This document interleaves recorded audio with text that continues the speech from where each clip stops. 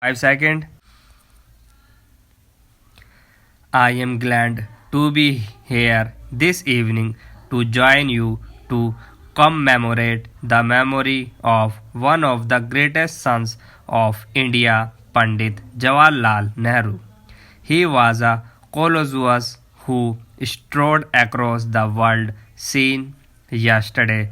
I had the occasion to speak at Bombay about some of his more valuable contributions to the promotion of science and technology. If Panditji were alive, he would be 90 today. On this Soulman occasion, we should remind ourselves of what he thought and the values he cherished. He is relevant today as he was at any time in the past. If we can look far ahead into the future as he did, we shall never be lost.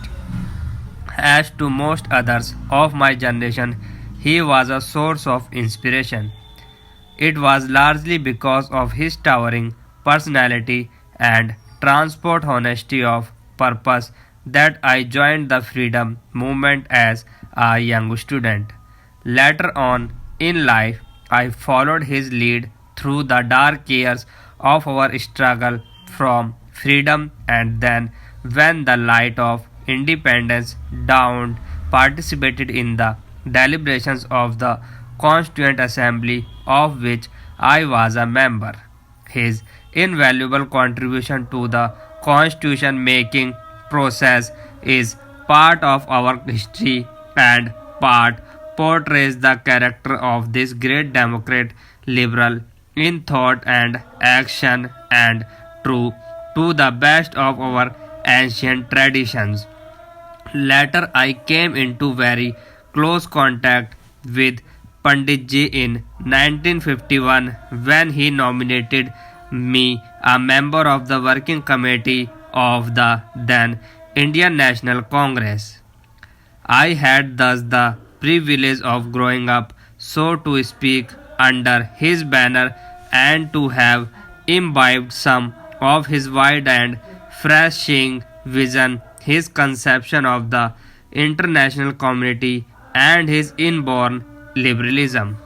He and Gandhiji differed in temperament, attitudes, and beliefs, yet not two men worked with such close rapport and identity of purpose. He was a great patriot with all pervading love for the land of his birth and a burning desire to give his all for his motherland. This sterling quantity led Gandhiji to remark on one occasion almost 50 years ago that the nation was safe in his hands. Co-workers and co-partners in the joint struggle for independence, with quite often difference between them, it was possible for the great Mahatma to pay Jawaharlal ji this handsome tribute. He says that he does not understand my language as such. Nehru was brave, chivalrous, hard-working, a thinker and writer, a man of action, never lacking in leadership. Impatient perhaps with indecision and inaction, he was always tolerant of another person's point of view. This quality once singled him out as a true democrat. His vitality of mind and body was amazing. He had a constituency of outlook which became a constituency of vision. He understood the world as few others did in contemporary history. It was this rare combination of qualities which made him a fine instrument of historical forces, one of the finest knights of our times. In spite of the constraints imposed on him by an enduring people and the political party which he led, he achieved much.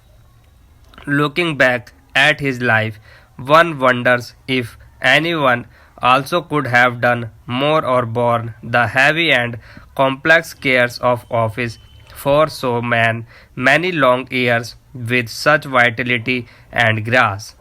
17 years is not perhaps a long time in the life of a nation. It is a very considerable part of a lifetime. He will be remembered by a grateful people for his dedicated work in the service of the country and its people, and the legendary vitality and endurance which he brought to bear on nation building activity.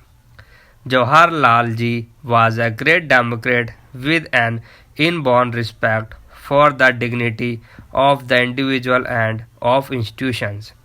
He welcomed criticism if it came in the right spirit and was free from malice. He was charitable to most people and kind to very many. What he did for the country as leader is a part of the historical process. What he was is common knowledge to everyone, but it is not the romance or heroism of his life which matters so much. Further generation will ask what he did when he was in power, what he did with his opportunities.